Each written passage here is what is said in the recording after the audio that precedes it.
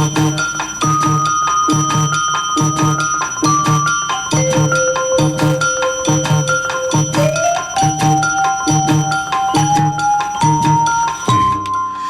evening. It's Thursday, September 24th. Ignoring admonishments from across the political spectrum, like from House Speaker Nancy Pelosi, President Trump with more unsubstantiated charges that the November election is rife with fraud. But that a president of the United States would place in doubt the idea of the peaceful transfer of power is, it's no surprise, again, because the president has been contemptible. President Trump on the campaign trail in North Carolina, peddling his fictional medicine of elixir, the same promise of health care for America that he touted 4 years ago. He signs an executive order that he says will protect people with pre-existing health conditions, even as his administration argues before the Supreme Court to throw out the Affordable Care Act, which does just that. Nationwide protests the refusal of Kentucky to press charges against the police officers who killed Breonna Taylor in the middle of the night while sleeping in her own bed. Protests also in California, Oakland, San Jose, San Francisco, Santa Rosa, and elsewhere. House Speaker Pelosi orders Democrats back to the drawing board to try to come up with a COVID economic relief bill, at least palatable enough to Republicans to pass. And the recent barrage of California wildfires spurring calls for action now on global warming. From Pacifica Radio, KPFA Berkeley, KPFK Los Angeles, this is the Evening News. I'm Mark Miracle.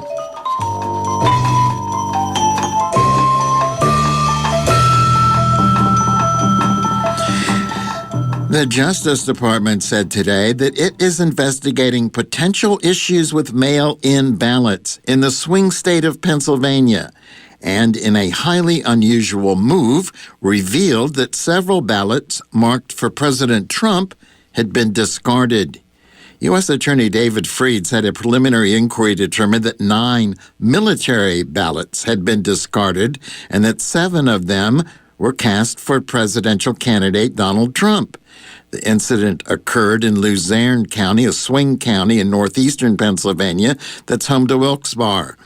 Trump flipped that county in 2016 after years of narrow Democratic wins. The statement was highly unusual because it highlighted the fact that the ballots were marked for Trump, which immediately raised suspicions that the Justice Department was trying to furnish material that Trump could promote for political gain.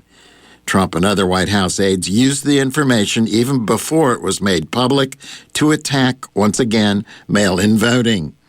Election officials go to extraordinary lengths to protect ballot secrecy. It's unclear how investigators figured out who the votes were for and why they made the information public. Additionally, the Justice Department typically does not comment about ongoing investigations, although there are rules allowing it when there is a public interest at stake. The federal probe was apparently triggered by a request from Luzerne County District Attorney Stephanie Salvantes, a Republican. U.S. Attorney Freed, also a Republican, was appointed by Trump in 2017. Many military and overseas ballots for the general election had been sent out last weekend. Trump quickly seized on the Pennsylvania situation to question the legitimacy of the 2020 election, telling Fox News Radio they found 6 ballots in an office yesterday in a garbage can. They were Trump ballots, 8 ballots in an office yesterday in a certain state. This is what's going to happen, and we're investigating that. Trump had escalated his assault on mail-in ballots and the legitimacy of the November election in comments yesterday, when, in response to a direct question, he refused to commit to the peaceful transition of presidential power. Press Secretary Kayleigh McEnany said at the White House today that Trump would abide by the election results as long as he judges the voting fair. The president will accept the results of a free and fair election, but I think that your question is more fitting to be asked of Democrats who have already been on the record saying they won't accept the results of an election. Kayleigh McEnany at the White House. Democrats, as you might expect, are blasting President Trump's Wednesday comments on the election, where he hedged on whether he will leave office in a peaceful transition if he loses the November vote. Republican lawmakers were more muted in their response, but they did join in with Democrats in the Senate to pass a resolution supporting a peaceful and orderly transfer of power. Christopher Martinez reports. President Donald Trump has long stirred controversy over the upcoming election, for example, predicting it will be fraudulent and suggesting it be delayed. The controversy rose to a new height Wednesday after Trump said about a peaceful transfer of power, "Get rid of the ballots and you'll have a very peaceful, there won't be a transfer, frankly, there'll be a continuation." Democrats responded with outrage. I mean, if he says that people swallow Clorox and we hear about it for the rest of our lives, but he's trying to have the Constitution of the United States swallow Clorox. Democratic House Speaker Nancy Pelosi answered a reporter's question on the subject at her Capitol Hill news conference Thursday. But that a president of the United States would place in doubt the idea of the peaceful transfer of power is, it's no surprise, again, because the president has been contemptible of science and governance. And so you see 200,000 people have died. But I have confidence in the American people. And I have confidence that he won't get away with saying, for example, I won with the vote on the ground, the vote in the mail doesn't count, and the rest of that. Democratic presidential candidate Joe Biden was at a loss for words Wednesday night as he spoke to reporters through a face mask. What country are we in? I'm being facetious. I said, what country are we in? Look, he says the most irrational things. I don't know what to say about it, but it doesn't surprise me. Independent Vermont Senator Bernie Sanders, himself a former Democratic presidential candidate, devoted a whole news conference to the issue in Washington, D.C. We must ensure in this unprecedented moment in American history that this is an election that is free and fair, an election in which voters are not intimidated, an election in which all votes are counted, and an election in which the loser accepts the results. This is not just an election between Donald Trump and Joe Biden. This is an election between Donald Trump and democracy must win. Republicans have also spoken out, though in a much gentler tone. Republican Senator Mitt Romney of Utah tweeted, "Fundamental to democracy is the peaceful transition of power. Without that, there is Belarus." Republican Senate Leader Mitch McConnell has said there will be an orderly transition just as there has been every 4 years since 1792. Those Republicans did not comment on how they see a peaceful transition coming about. Other Republicans have also responded to Trump's statement. No questions, no qualms, no concerns. It's going to be peaceful. This nation is designed that way. This nation will have it that way. And that's exactly what will take place. House Minority Leader Kevin McCarthy downplayed the issue in his weekly news briefing, saying he wants to put it all to rest. There will be a smooth transition, and I believe President Trump will have a very good inaugural, and we will reunite this nation instead of radicalize this nation. Over in the Senate, Democrats and Republicans joined to unanimously pass a resolution Thursday affirming the Senate's commitment to a peaceful and orderly transfer of power after the election. Democrat Joe Manchin of West Virginia presented his S.R. 718 on the Senate floor. I believe to have the leader of the free world talk as if we're an autocracy, authoritarian versus a democracy, is something that alarmed me and alarmed a lot of my colleagues on both sides of the aisle. Even though as quiet as some may be, I know they're alarmed. The controversy is only the latest to swirl around the election. Meanwhile, early voting has already begun in many states, and Election Day itself is less than 6 weeks away. 40 days until the election. 40 days. Democratic Speaker Pelosi says that number is, for many people, fraught with meaning. 40 days for the American people to give voice to their concerns and to have an election that is about the peaceful transfer of power, which is such a beacon of democracy and hope to the rest of the world. 40 days. Reporting for Pacifica Radio News KPFA, I'm Christopher Martinez. President Donald Trump was booed today as he paid respects to the late Supreme Court Justice Ruth Bader Ginsburg. The president and the First Lady, Melania Trump, both wearing masks, stood silently at the top of the steps of the Supreme Court and looked down at Ginsburg's flag-draped coffin surrounded by white flowers. Moments after Trump arrived, booing could be heard from spectators about a block away from the court building. They chanted, "Vote him out," as the president stood near the coffin. Trump walked back into the court as the chants grew louder. As his motorcade returned to the White House, there were also chants of Breonna Taylor from some spectators standing on the sidewalk. White House Press Secretary Kayleigh McEnany said people have First Amendment rights, but she found the jeers an appalling and disrespectful thing to do. The chants were appalling, but certainly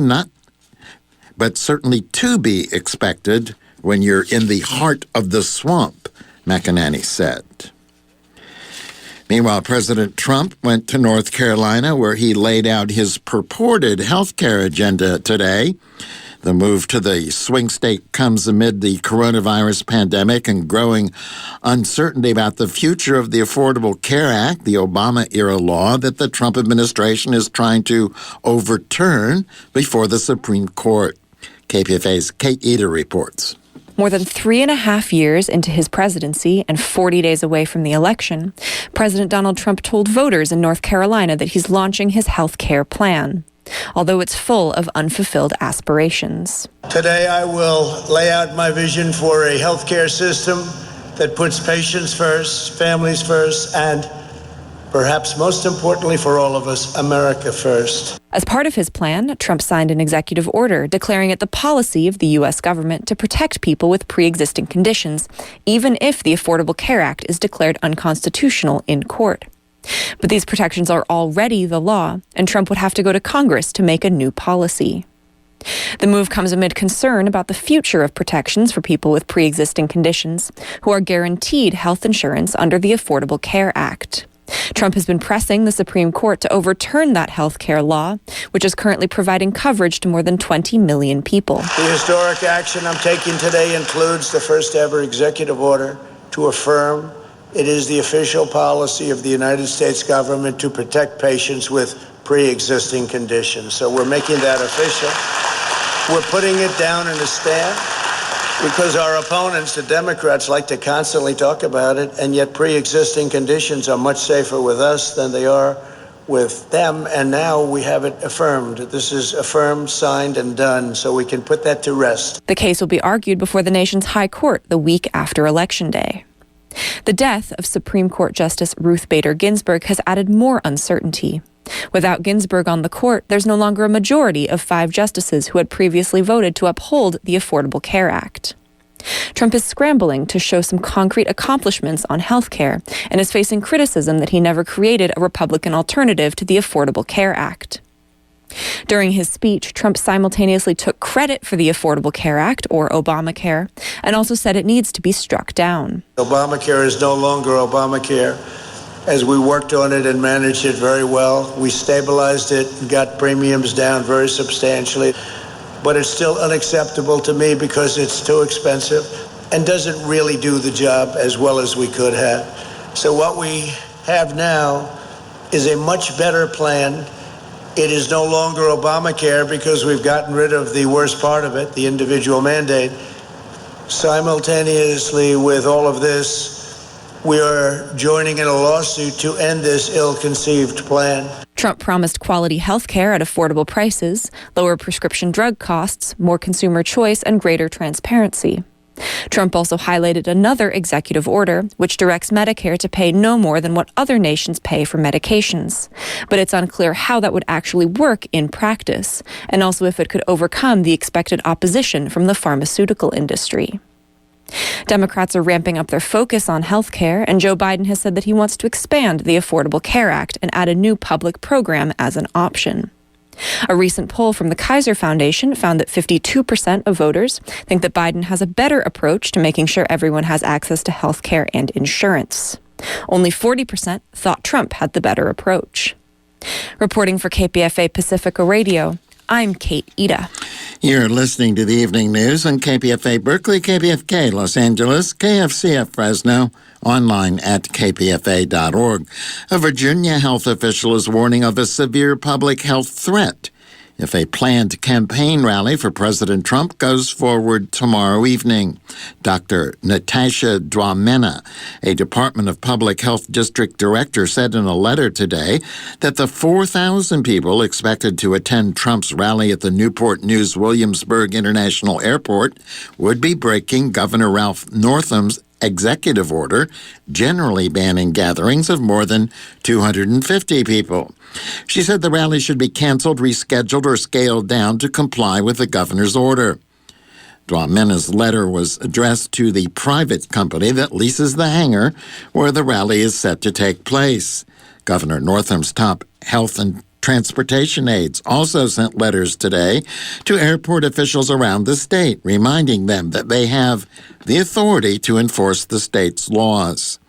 It's unlikely to make a difference, as the Trump campaign has routinely flouted public health guidelines intended to halt the spread of COVID-19. The number of people seeking U.S. unemployment aid rose slightly last week to 870,000. The historically high figure shows that the coronavirus pandemic is still squeezing restaurants, airlines, hotels, and many other businesses 6 months after it first erupted. The figure coincides with the long delays newly laid off workers are facing in getting unemployment benefits. The Labor Department said the number of people who are continuing to receive unemployment benefits declined slightly to 12.6 million. The steady decline in that figure over the past several months reflects that some unemployed workers are being rehired. It also indicates that others have exhausted their regular jobless aid, which lasts 6 months in most states. In addition to those receiving aid on state programs, about 105,000 others were added to an extended jobless benefit program that provides 13 additional weeks of aid. House Democrats are going back to the drawing board on a huge COVID-19 relief bill, paring back the measure in an attempt to jumpstart negotiations with the Trump administration. The Democratic-controlled chamber could also pass the $2 trillion plus measure next week if talks fall through, to demonstrate that the party is not giving up on passing virus relief before the election. The chamber passed a $3.4 trillion rescue measure back in May, but Republicans dismissed the measure as bloated and unrealistic. Even as Democrats cut their ambitions to $2.2 trillion or so, Senate Republicans focused on a much smaller rescue package in the $650 billion to $1 trillion range. An aide familiar with the leadership discussions and authorized to characterize them said the new bill would total about $2.4 trillion and is likely to contain additional relief for the airline and restaurant sectors, which has been especially slammed by slumps in business from the virus. House Speaker Nancy Pelosi commissioned the effort, even as hopes for a deal between the Democratic-controlled House, the Republican-led Senate, and the White House still seem to be a long shot. A new survey shows that food insecurity is on the rise as the country grapples with the 6th month of the pandemic. According to survey data from the Census Bureau, 1 in 10 Americans do not have enough food, and food insufficiency among children has risen over the summer. Before the pandemic, 1 in 5 children in California lived with hunger. Now it's 1 in 4. So the media company Discovery Inc. is partnering with nonprofits to try to feed millions of kids, make sure their basic needs are met. Suzanne Potter has that story. Alexa Verveer with Discovery Inc. says the company's media platforms, which include HGTV, TLC, the Food Network, and ID, reach 25% of American women on any given night. We're able to galvanize the power of our reach and the fact that we have passionate audiences in order to truly make an impact on important issues. She says the channels will coordinate with business partners to raise money for the groups Save the Children and Share Our Strength and publicize opportunities to contribute, volunteer, and get involved in advocacy efforts. Kathy Saley with the No Kid Hungry campaign in California is working with Discovery's Turn Up, Fight Hunger initiative to help school districts distribute bags of food now that school is mostly online. When schools started closing in March and they were switching over to the curbside pickup, they needed a lot of PPE and a lot of extra packaging and other equipment, and we were able to grant nearly $4 million. The campaign also promotes programs that let elementary school kids eat breakfast right before the bell rings and funds grab-and-go breakfasts for high schoolers between classes. They're also pushing Congress to extend the pandemic EBT program that provided income-eligible families with money on cards to be used in grocery stores. Will Dittmar at Save the Children works with Discovery's RISE program, which stands for Reducing Inequality and Supporting Empowerment. They help meet families' basic needs in low-income rural parts of Fresno and Tulare counties in the Morongo Valley and the Palmdale-Lancaster area. That's what we do at Save the Children, is needs assessment and then immediately pivoting to find the resources to meet those needs. Everything from direct cash resources for families to grants to schools to make sure they can continue their feeding programs in the summer.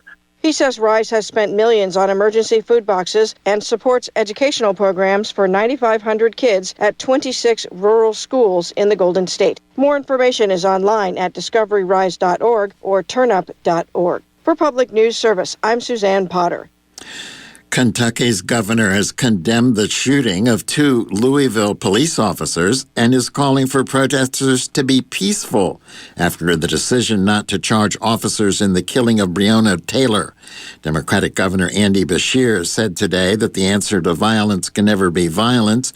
Louisville Mayor Greg Fisher echoed the governor. And what we saw last night with the 2 police officers being shot is obviously completely unacceptable.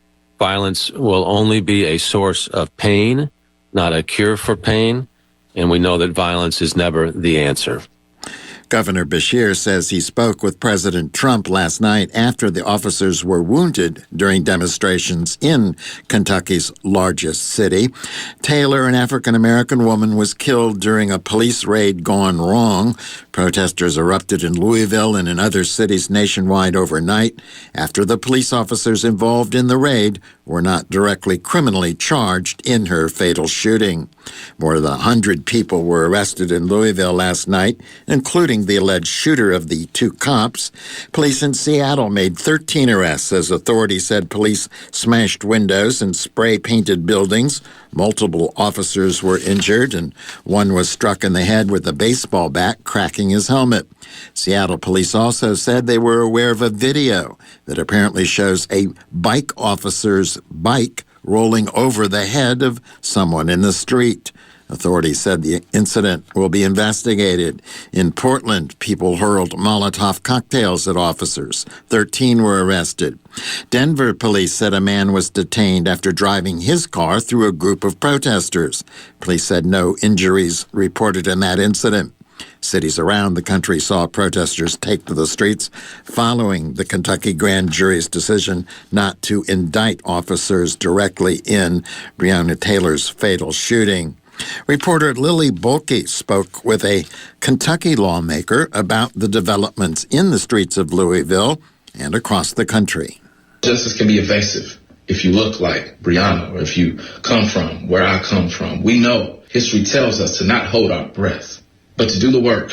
That's Kentucky State Representative Charles Booker. Protesters took to the street nationwide in response to a grand jury's decision to charge one of the police officers involved in the shooting death of Breonna Taylor with, quote, wanton endangerment, unquote, of her 3 neighbors. In Louisville, police reportedly used force against protesters, and arrests began before the 9 p.m. curfew. President Trump and his allies have been stoking fear about violence in cities, blaming it on demonstrators and political opponents, and even defending armed counter-protesters. Booker says it's a strategy. That law and order narrative you hear, even from the highest office in the land, that is intentional.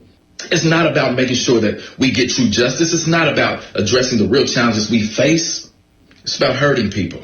Footage surfaced in Louisville of men in khakis, bulletproof vests, and with rifles, reportedly local right-wing militia members. Joshua Horowitz with the Coalition to Stop Gun Violence says these tactics have also been used on lawmakers, like the armed protests at the Michigan State Capitol over a mask mandate this summer. We have seen the rise of guns, especially armed right-wing militias who have been showing up at peaceful protests, trying to intimidate protesters. The coalition, partnering with Guns Down America, released a report yesterday urging stronger bans on guns in polling places. Everybody has a fundamental right to vote, and we think it's important that people be able to access polling places without intimidation. This report is part of a campaign to educate local election officials about what they can do to safeguard their polling places from armed intimidation. The report focused on Michigan, North Carolina, Pennsylvania, Virginia, and Wisconsin. We think that it's best to be prepared. We're not trying to scare people from the polls at all. From Pacifica Network and Public News Service, I'm Lily Bolke.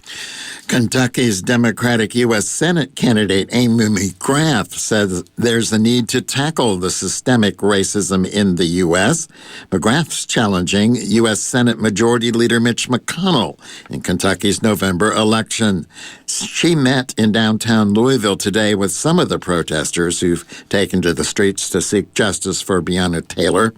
McGrath called for Kentucky Attorney General Daniel Cameron to release the details about the evidence he presented to the grand jury in the Taylor case.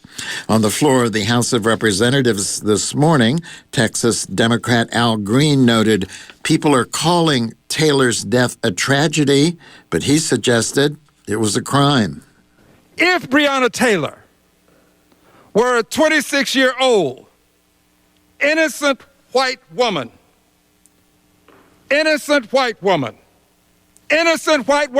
who was killed in the middle of the night when black police officers intruded into her home, would her death be a tragedy or a crime? Texas Democrat Al Green on the floor of the House of Representatives. Black women in Oakland held a community grief gathering and anti-racist demonstration today, denouncing the Kentucky's failure to pursue justice in the Breonna Taylor killing. KPFA's Chris Lee reports. All violence is what? State violence. All violence is what? State violence. All violence is what? State violence. About 100 mostly women racial justice protesters gathered in downtown Oakland to protest the grand jury decision. Demonstrators say the verdict does nothing to curtail state violence against black women, and Breonna Taylor's neighbors got more justice than she did. A grand jury indicted former officer Brett Hankinson with 3 counts of first-degree wanton endangerment for firing blindly into the home of Taylor's neighbor, endangering a pregnant woman and others, but not Taylor. None of the officers who fatally shot the 26-year-old EMT have been charged for her death. Shalika Carter is a union organizer with SEIU 1021 and a community outreach worker with Alameda Healthcare System. She says she works with human trafficking and domestic violence victims at Highland Hospital in Oakland and is sick of hearing black people associated with another grisly statistic. I see black girls. You don't have to give me a statistic or a number. I know who I work with. I know what I do. Why is it that when a black girl comes into the hospital, she's handcuffed? She's handcuffed because she just went crazy because she's been sexually assaulted, but she's criminalized at the same time. She's criminalized. Carter says she is grief-stricken because she has a daughter who is also 26 years old. She says the police will do just about anything to desperately justify Taylor's killing. She referenced a plea deal allegedly offered to Taylor's ex-partner, Jamarcus Glover, who told the press in late August he was offered a lighter sentence if he agreed to associate Taylor with an organized crime syndicate. Carol Fife, community organizer and housing activist and also a mother, says black women are routinely criminalized. She says she herself could be criminalized for protesting against police violence. No tears. No tears. Because they've been pouring since our grandmothers and our great-grandmothers have been in this country. I have no more tears. I can't feel any deeper it is. I knew that. And I know the words that I'm feeling in my heart will be more indicted than the shots that killed that baby in her house. I know what I want to say will get me arrested and indicted for more than the officers who got Fife away is an electoral candidate for District 3, Oakland City Council. Her organization, Moms for Housing, brought national attention to Oakland's housing crisis last year when Black mothers and their children attempted to occupy a corporately owned yet unoccupied home in West Oakland on human rights grounds. According to data compiled by the American Civil Liberties Union from 2012 to 2016, Black renters were nearly twice as likely to be evicted compared to their white counterparts. In Oakland, I'm Chris Lee, reporting for KPFA. John Burris is a prominent Oakland civil rights attorney who's brought numerous lawsuits in police brutality and killing cases throughout the Bay Area and elsewhere in California. He reacted to the Kentucky grand jury's failure to indict the 3 Louisville police officers responsible for killing Breonna Taylor on KPFA's Upfront program with host Brian Edwards-Tiekert. I was hopeful, but not surprised it didn't come out that way, because hope springs eternal, and you hope every time these cases happen that there'll be some sense of justice for the family. It is not enough for money. It is really a sense that the officers who engage in the conduct do not pay a price at all. They have lawyers, they're paid for by the city or the county or the state, and if something bad happens, they never have to pay anything. And then they have no legal consequences for it. And so therefore, there's no incentive to do better. You can be reckless, you can be intentional, you can engage in this type of conduct and pay no price for it. And the case that's disturbing to me here is that this was a function of poor tactics. They knew and should have known. Due diligence would have dictated that this person was not there whom they were looking for, and there's no reason, substantial reason, to believe that she was hiding or involved in drug activities. If they wanted to conduct a search warrant, they could have easily have done that at 2 o'clock in the afternoon or at 6 in the evening. They did not have to do it in the middle of the night where you startle a person out of their sleep, and when they respond as a natural person would be, they're shot and killed. You know, many of these no-knock warrants that occur, not only people are killed as a consequence of it because they respond, they think they have a right to defend their home. Police come in like gangbusters, break down the doors, you respond, you pull up your gun to try to protect yourself, and lo and behold, you get killed or someone else in the family gets killed, and there's no consequences to it. So this is a part that is very, very disturbing. I think Kat has hit on this issue. There's historical issues here. The data is clearly there. The most significant data of all, that there's rarely ever any prosecution that comes from this. In the Bay Area, we've had a number of cases down through the years that we've tried to get prosecutions on. Some of them are still pending with no success. And so the prosecution always has a reason why they're not going to prosecute. And they're going to justify that by, quote, certain kind of pat words that they can use that if used will justify the shooting. So very, very disappointing here, and unfortunately not surprising. John, the decision about whether to bring charges basically happens in a black box. We don't get to see the grand jury proceedings. We don't get to see the case that prosecutors lay out for the grand jury, which always raises the prospect that the prosecutors could go in that room basically intending to throw the game. What do you think happened here? What are the obstacles to actually getting a cop charged for something like this? The prosecutor wanted to bring charges. He very well could have. To me, this was a case of at least voluntary manslaughter.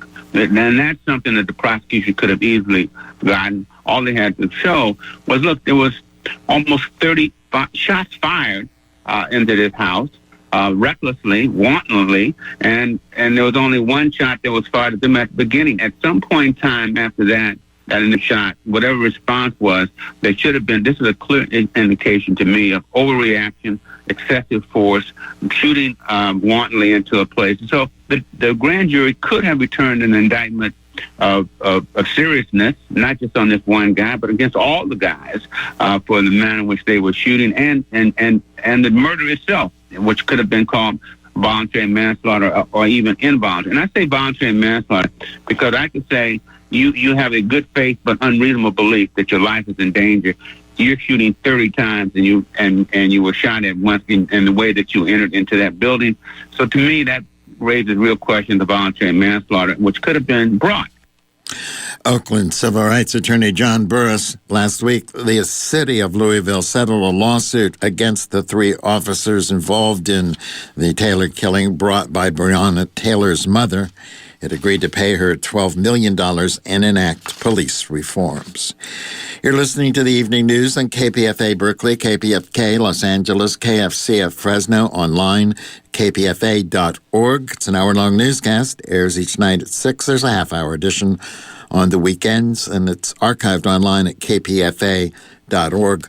I'm Mark Miracle, and we are more than halfway through our newscast tonight, and I have neglected to try to raise the money that we need to put this newscast on the air and to keep the radio station KPFA in Berkeley and KFCF in Fresno on the air so that the news, among the other programs that are available here, can be broadcast out there to you who are listening, either on the terrestrial radio or on the internet. This is day 3 of the Fall Fund Drive here at KPFA. We need to raise something south of $500,000 to keep the radio station on the air for the rest of the year. And we can only do that by coming to you, our listeners, because we are a listener-sponsored station, not merely in name, not merely with window dressing. 90% of our funds come from you, the listener. There's no corporate underwriting. There's no commercial advertising. There's no government grants, which most public stations of any size get almost automatically. There's no rich person in the wings or under the belly of the plane or on top of the wings. There's no rich people around here, at least none that I've been able to uncover. And I've looked, believe me. And there's no foundation. There's no think tank behind this. Behind this is you, our listeners. And so you're the only people we've got, frankly. And I hope we've got them. I hope there's some listeners out there. I hope there's some people who understand how vital and important this radio station it is, how different it is from the other radio stations, even the other public radio stations, who believe that this station should stay on the air, should be bringing you the coverage of the pandemic, the coverage of the Trump administration, the coverage of the election, the coverage of the climate crisis that we do bring to you. If that's important to you, your friends, your neighbors, your fellow citizens, please help us stay on the air and give us a call and make a donation at 1-800-439-5732 or online at kpfa.org. I am responsible for raising $1,500 during this newscast tonight. And don't want to say I squandered away the time because I was bringing you what I thought was important news, but I neglected my financial responsibilities, and so I need to play a little bit of catch-up here. 1-800-439-5732 or kpfa.org. $1,500 is my responsibility tonight. 1-800-439-5732. But my overriding responsibility, which takes first place, is to continue to bring you the news. And I'm going to do that one more time. Here's the phone, 1-800-439-5732, online at kpfa.org. The House of Representatives has approved a modest bill to promote clean energy and increase energy efficiency while phasing out the use of coolants in air conditioners and refrigerators that are considered a major driver of global warming. The bill boosts renewable energy such as solar and wind power, sets stricter energy efficiency standards for buildings, and authorizes grants to local communities for more efficient schools, homes, and municipal buildings. The House approved the bill 220 to 185 today, sending it to the Senate, where a separate energy bill is pending. The Senate bill, like the House measure, would phase out hydrofluorocarbons, or HFCSs, that are used as coolants after an internal dispute among Senate Republicans was resolved earlier this month. The use of HFC gases is being phased out worldwide. While many Republicans have expressed support for the Green New Deal, a non-binding but ambitious plan to eliminate net greenhouse gas emissions by 2030, House Speaker Nancy Pelosi has not brought that plan to the House floor. Pelosi and other Democrats announced a climate change plan in June that sets a goal of net zero greenhouse gas emissions by 2050. Democrats also would spend billions to boost renewable energy and address environmental contamination that disproportionately harms low-income and minority communities. Tomorrow is the final day to comment on a controversial plan that allows for thousands of new oil and gas drilling sites in New Mexico's historic Greater Chaco region. Roz Brown reports. The plan is opposed by dozens of conservation groups, New Mexico tribes, communities, and citizens who have asked for more time to comment on the plan.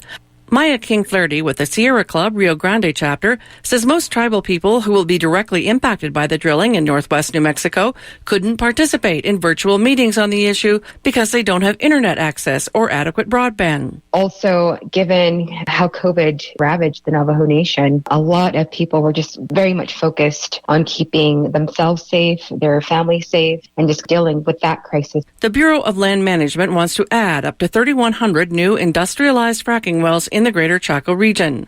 Proponents of the Trump administration's energy dominance policies say development on public lands is necessary for the nation's economic and energy security. King-Flaherty says a coalition of 50 organizations sent a letter last week asking the U.S. Interior Department to halt the drilling plan for the Chaco region until the public can participate in person without risk to health and safety. She believes there's too much at stake to continue with the current plan and process. It would further create health impacts, potentially contaminate groundwater resources, and it will further desecrate a cultural landscape that is very important to tribes, the Pueblo and the Navajo. More than 93% of public lands in the Greater Chaco region already are leased for oil and gas development, and the BLM would like to open up nearly 4 million more acres for drilling. Following recent virtual meetings, both the Interior Department and the BLM refused to make comments part of the official record and have yet to broadcast or post the proceedings for public review. For Public News Service, I'm Roz Brown. The record-breaking fires raging throughout California has ignited a renewed sense of urgency on the issue of climate change. Linda Corey reports. 315 elected officials from around the state are urging California Governor Gavin Newsom to declare a state of emergency for the climate crisis. In a press conference held by the elected officials to protect America, local officials said they would like to see Newsom go beyond the rhetoric and take real action to keep his word to transition to 100% renewable energy. The call comes as consumer watchdog and Frack Tracker reported this year that Governor Gavin Newsom's administration issued 48 new fracking permits and even more oil and gas well permits. That's a 190% increase since last year. Oakland City Council member Dan Kalb stressed the importance of California's role in combating climate change.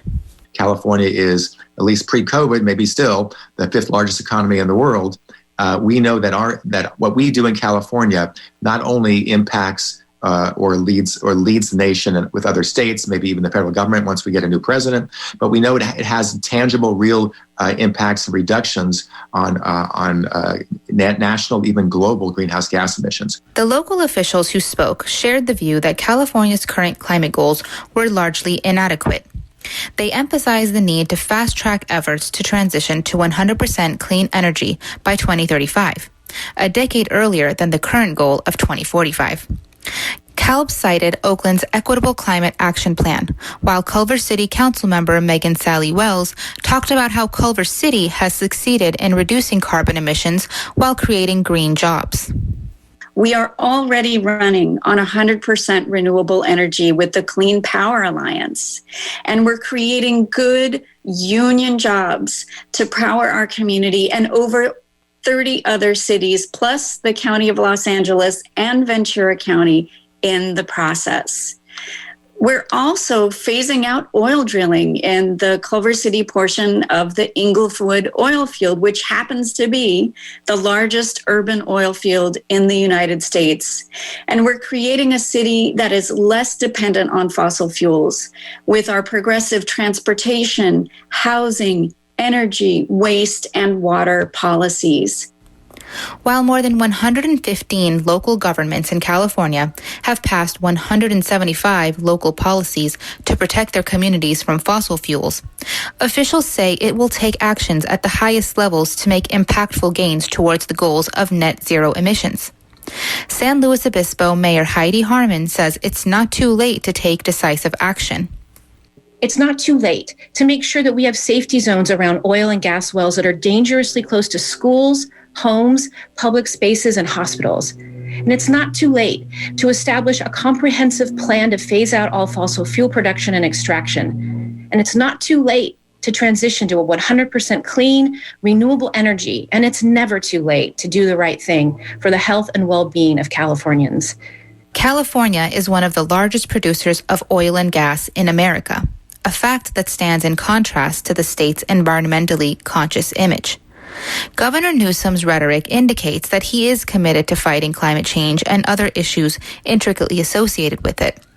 Local leaders say the governor's lack of action also exacerbates systemic racism, as communities of color are often located close to crude oil refineries. Now cities and towns across the state are calling on him to translate his words into action. For KPFA Pacifica Evening News, I'm Linda Khoury Umali. And you're listening to the Evening News on KPFA Berkeley, KPFK Los Angeles, KFCF Fresno, online at kpfa.org. Hey everyone, this is Brian Edwards-Teekert. And I'm Kat Brooks. Weekday mornings we host Upfront. 2 hours of conversation about what's in the news and what should be. Politics, technology. Prisons, police. What's happening in City Hall and at the State House. In Washington and in the streets. That's starting at 7 a.m. right after Democracy Now! On Upfront.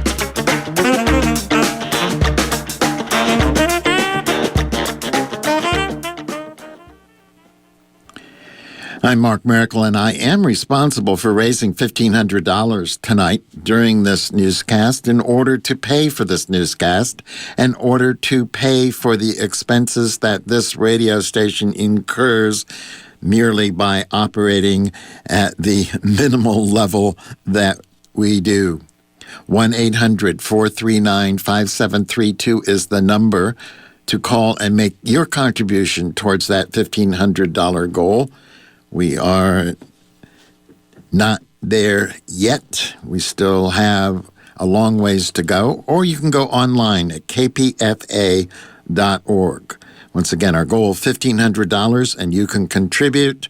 You can contribute at a monthly rate by determining a certain amount of money that you would like to donate on a monthly basis on the installment plan to KPFA. Tie that to your credit card or your debit card or your bank account, 1-800-439-5732, or online at kpfa.org.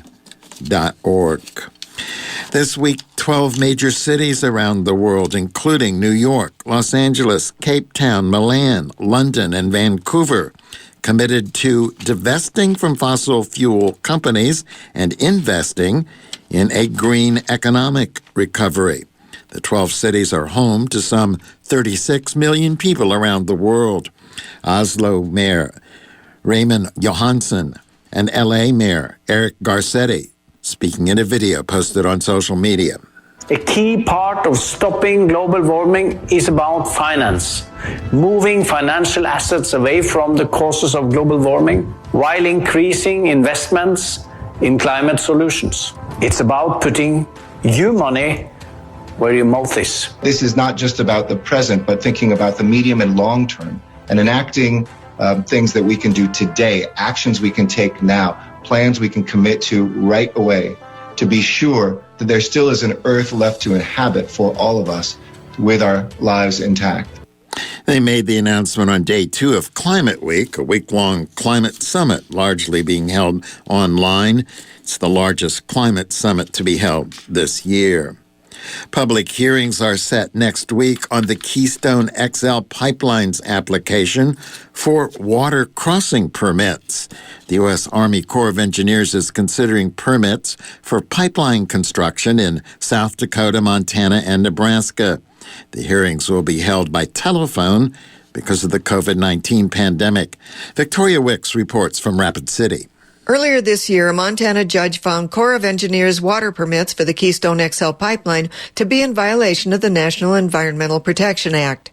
TransCanada and the Corps asked the U.S. Supreme Court for an emergency overruling, but the High Court declined. That left TransCanada with no options for a fast permit.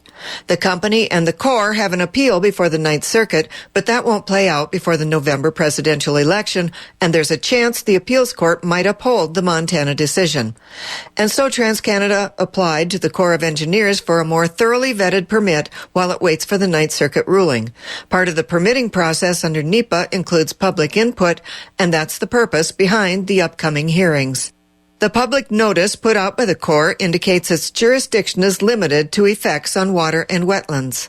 State officials from the South Dakota Department of Environment and Natural Resources and Nebraska Department of Environment and Energy will also listen into the federal hearings. They'll include the testimony in their review of previously issued state certification under Section 401 of the Clean Water Act, which controls water quality. The Montana Department of Environmental Quality is holding its own 401 hearings on November 16th. People calling in to comment are limited to 3 minutes of testimony. The record will remain open for 10 days after each hearing for written comment. For National Native News, I'm Victoria Wicks in Rapid City, South Dakota. Native American groups are hoping the president will sign a measure designed to help law enforcement get a handle on a public safety issue that's been plaguing tribal communities across the country. Mike Moen reports. The bill was inspired by the murder of a North Dakota woman 3 years ago. Earlier this week, Congress gave final approval to Savannah's Act, which addresses cases of missing and murdered Indigenous people. It orders the Justice Department to develop guidelines to solve and prevent these cases while establishing data collection. Lisa Casares of North Dakota Native Vote says the public finally is noticing that natives are easily targeted for horrific crimes and that this will hopefully bring some solace. It's considered positive, considering, this has been a long-standing issue within Indian country that, the missing and murdered Indigenous women and Indigenous people. The bill is named after Savannah Graywind, a pregnant Native American woman who was brutally murdered in 2017. Her body was found along the North Dakota-Minnesota border. Indigenous women face more violence than any other group. The National Institute of Justice says at least 84% of these women have been the target of sexual or other violence in their lifetimes. And not only does the law require federal officials to establish guidelines for these cases, it also instructs them to increase communication with tribal authorities. Casares says she hopes there's more accountability for federal agencies, especially since tribal governments have faced restrictions in investigating crimes committed against their people by outside offenders. A lot of jurisdictional, confusion and issues between laws as they apply on the reservation to tribal members and non-tribal members or don't apply. Observers such as Casares believe bureaucratic red tape has made it easier to target natives. And while not firmly conclusive, some studies cite a spike in violent attacks that coincided with the state's oil boom more than a decade ago. That's when workers, many of them men, flocked to the region for jobs. They found residence in camps near reservations. Mike Moen, Public News Service.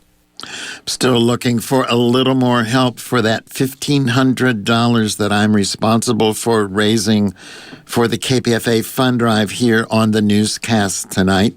1-800-439-5732 if you can help me get a little closer to that goal, or online at kpfa.org. 1-800-439-5732. The radio station needs $450,000 to pay its bills through the end of the year. 1-800-439-5732, and I'm responsible for raising $1,500 of it tonight by the end of this newscast, also online at kpfa.org. The California State University system has named Fresno State President Dr. Joseph Castro as its next chancellor. He'll become the first Mexican-American and native Californian to lead the nation's largest four-year public university system. He is a grandson of Mexican immigrants.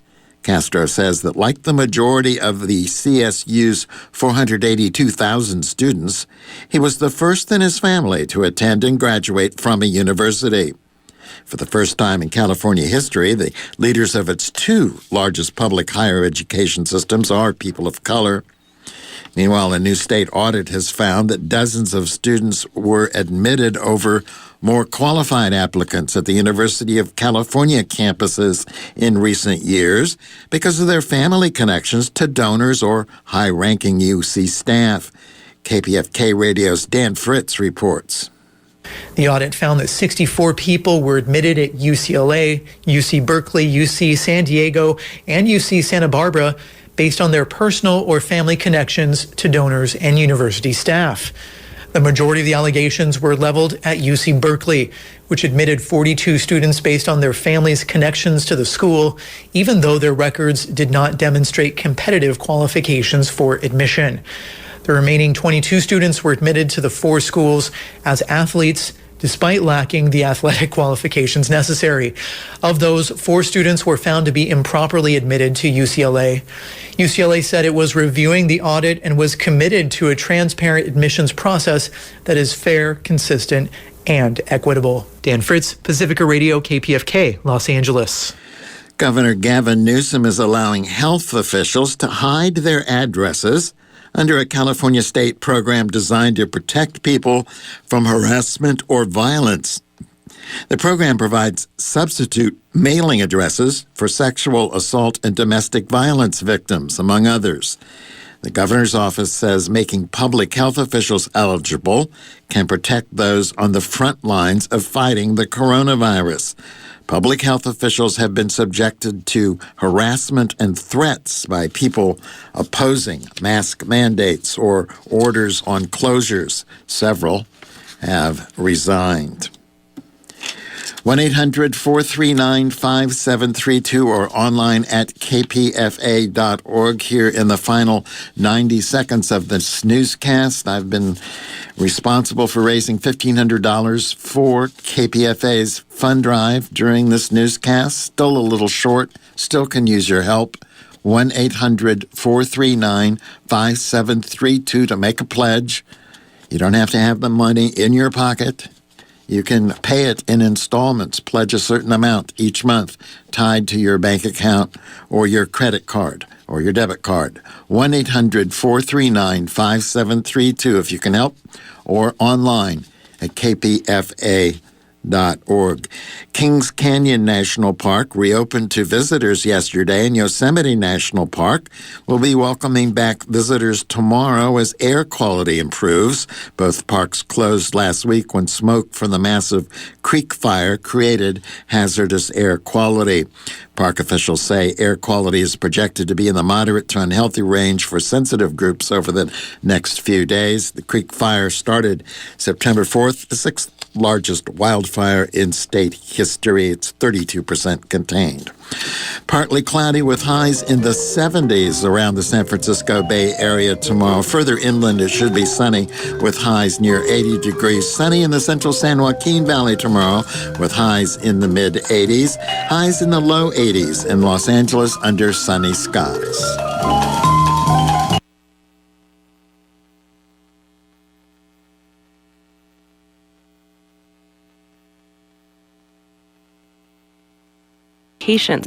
Bike to Wherever Day on Thursday, September 24th. When you register, you can get a Love to Ride app, participate virtually in special events, and enter a drawing for prizes. To register, go to bikesonoma.org. That's bikesonoma.org. This community announcement is produced by the First Voice Apprenticeship Program. Please send your listing for consideration to KPFA at 1929 Martin Luther King Jr. Way, Berkeley 94704, or email calendar@kpfa.org. To hear this calendar again, call 510-848-6767 extension 621, or view it online at kpfa.org. This is Pacific